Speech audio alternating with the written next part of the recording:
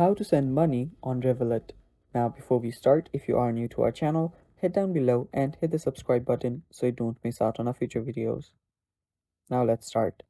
So, the first things first, just open up your Revolut. After you do so, you will see a transfer option. It might be on the bottom right here or right besides your add money.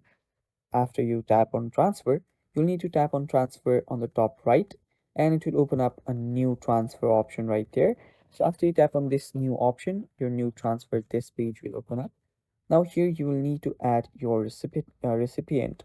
So here you can add a bank, a group, or even your contact.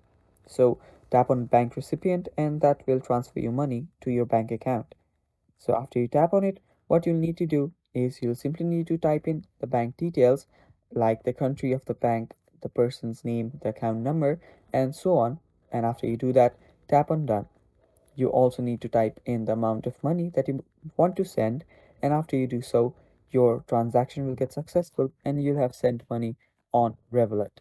So that is basically it, guys. It's really simple. And that is all for this video. Thanks for watching. Stay tuned for more and bye bye.